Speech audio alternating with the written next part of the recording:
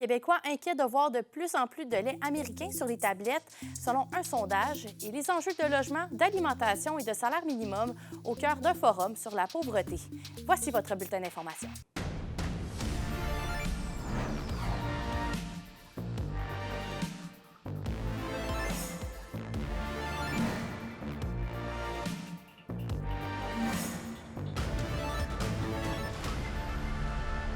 Ici Noémie Rondeau et voici vos informations régionales. Un récent sondage léger suggère qu'une vaste majorité de Québécois s'inquiètent que des produits laitiers américains remplacent les produits canadiens. Une situation qui pourrait avoir des conséquences dans la région. Un reportage d'Olivier Morin. 80 des Québécois sont inquiets de voir plus de lait américain sur les tablettes. On voit 94 là, de la population qui est vraiment conscientisée par la sécurité alimentaire, par l'autonomie alimentaire. Fait que c'est clair que c'est très plaisant. Cette crainte de la population est liée à l'incertitude qui plane sur la gestion de l'offre canadienne, outil qui aide à limiter l'importation de produits agricoles de d'autres pays. Pour le député fédéral d'Abitibi-Témiscamingue, Sébastien Lemire, les concessions faites sur la gestion de l'offre ont des impacts négatifs au niveau des revenus des producteurs. On a enlevé 3-4 du quota total là, du Québec qui appartient à nos producteurs agricoles pour laisser rentrer des produits qui viennent d'ailleurs. Donc ça s'est fait avec l'entente avec les États-Unis, Canada, Mexique. Donc ça, il y a un 3-4 qui s'est fait là. Même chose avec l'Europe, même chose avec le Pacifique. Donc ça a eu comme impact d'environ 10 des revenus de nos producteurs agricoles et de la capacité totale de production qui ont été coupés. La Fédération des producteurs laitiers croit que chaque ferme vit les conséquences de laisser entrer du lait de l'extérieur du pays. C'est clair que si vous parlez à un producteur de chez vous, il aurait aimé mieux là, avoir ce revenu-là additionnel pour pallier là, à leur investissement au niveau du bien-être animal puis de l'agro-environnement, là, par exemple. Et la situation actuelle fragilise encore plus la question de la gestion de l'offre. Depuis l'arrivée de Donald Trump, qui lui a des intérêts parce qu'il y a plus de surplus qui se fait aux États-Unis que de production totale au Canada.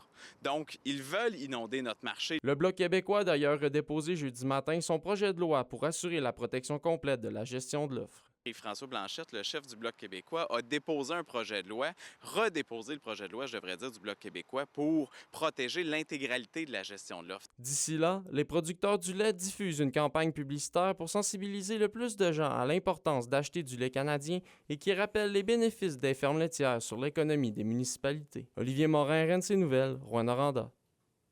Logement, alimentation et salaire minimum, les organismes qui luttent contre la pauvreté veulent attirer l'attention des gouvernements sur ces enjeux principaux.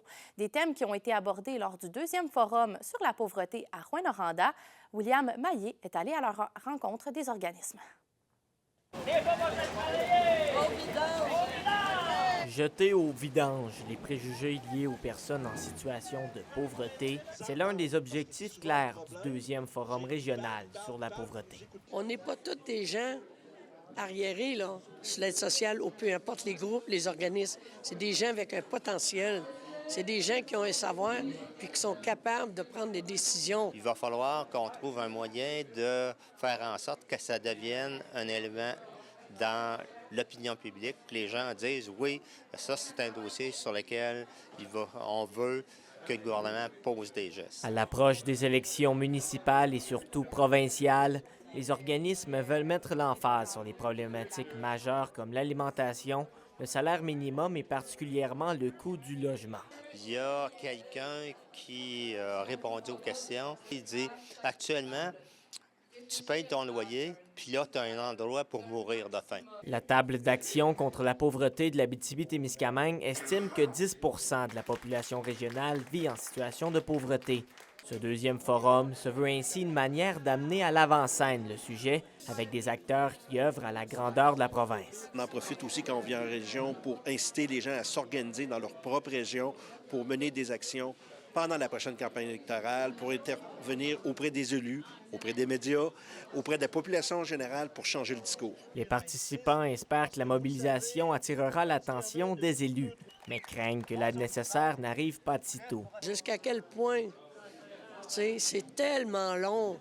Quand tu as faim, il faut que tu manges tout de suite. faut pas t'attendre des semaines et des mois. Mais le gouvernement nous font souffrir. L'événement de jeudi est le début d'un mouvement pour interpeller les gouvernements aux enjeux de pauvreté. Le point culminant sera l'occupation d'un terrain près du Parlement à Québec en mai de l'année prochaine. William Maillet, RNC Nouvelles, Rouyn-Noranda. En politique, le candidat à la chefferie du Parti libéral du Québec, Carl Blackburn, conclut sa tournée en Abitibi-Témiscamingue. Dans le cadre de la course à la chefferie qui se poursuit jusqu'au 14 juin, il a fait plusieurs arrêts, notamment à Amos et à Malartic. J'ai discuté avec le candidat un peu plus tôt aujourd'hui. Beaucoup d'enjeux reliés à le sentiment de ne pas recevoir ce qu'on envoie à Québec et à Montréal. Alors, beaucoup d'enjeux reliés avec la capacité pour les gens de la région de décider pour eux-mêmes.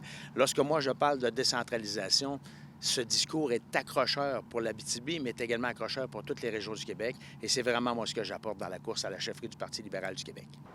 Vous avez parlé un petit peu plus tôt de retour sur investissement. Comment allez-vous vous assurer, si vous devenez chef du PLQ, que l'Abitibi ait un retour sur investissement avec son économie? Bien, c'est souvent le sentiment que nous avons, les régions ressources. Comme ici, par exemple, on produit beaucoup de ressources naturelles, on produit beaucoup de mines, on contribue à la croissance du PIB de façon importante au Québec, mais on reçoit moins en fonction de cela. Alors, ce sentiment, il doit être partagé, mais il doit surtout être compris. Et lorsque je présente ma vision pour la décentralisation envers les régions du Québec, c'est vraiment une vision qui va permettre à l'ensemble des régions du Québec d'avoir les moyens et les outils pour être capables de décider de leurs orientations et de leurs priorités, mais avec des responsabilités par contre, parce que ce n'est pas un chèque en blanc qu'on émet aux régions, mais vraiment leur donner les outils pour que celles-ci puissent décider en fonction de leur réalité régionale, de quelle façon elles peuvent prendre en main leur développement économique. Moi, je crois beaucoup à la décentralisation. Moi, je crois beaucoup au fait que les régions du Québec sont les meilleures pour décider de leurs orientations. Et pour moi, du mur à mur, c'est la fin. On doit avoir du sur-mesure, vraiment basé sur les particularités de chacune des régions. Et vous l'avez dit d'entrée de jeu, la région de l'Abitibi-Témiscamingue n'a pas la même réalité que la région de l'Outaouais, par exemple. Vous êtes originaire d'une région qui est assez similaire, qui a des enjeux un peu similaires à ceux de l'Abitibi-Témiscamingue. Comment ça peut vous aider justement à faire progresser les intérêts des régions au niveau des retours sur investissement? D'abord, les régions, ça a toujours été mon terrain de jeu de mon parcours professionnel. Quel que soit le travail que j'avais, j'ai toujours été amené à aller dans les régions du Québec. Alors, je connais bien les régions du Québec, je le sais comment fonctionnent les régions du Québec, je connais leurs particularités. Ceci étant dit, dans la course à la chefferie du Parti libéral du Québec, parce qu'on parle du Parti libéral du Québec, si on veut que le Parti libéral du Québec redevienne un gouvernement, il doit d'une part se réapproprier l'étiquette économique forte. Le Parti libéral du Québec a toujours été un parti avec une vision économique forte. Malheureusement, nous avons perdu cette étiquette. Je suis le candidat qui peut ramener l'étiquette économique forte pour le parti. Deuxièmement, si on veut former un gouvernement, on doit reconnecter avec les régions du Québec. On doit reconnecter avec les francophones dans les régions du Québec.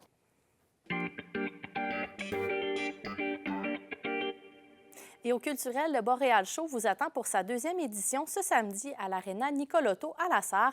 En première partie, le chansonnier Danny Pouliot réchauffera l'ambiance dans l'Aréna. Vous aurez ensuite la chance de voir Madiba King et ses invités. Les profits amassés seront remis à la Maison de soins palliatifs, le Passage de l'Aurore. Et au sport, la fondatrice de basketball Rouyn-Noranda, Annie Lemay, reçoit le prix Richard Dallaire. Cette distinction souligne sa passion et son engagement dans le développement de ce sport à Rouyn-Noranda. Elle a aussi contribué à la création de nombreuses équipes scolaires.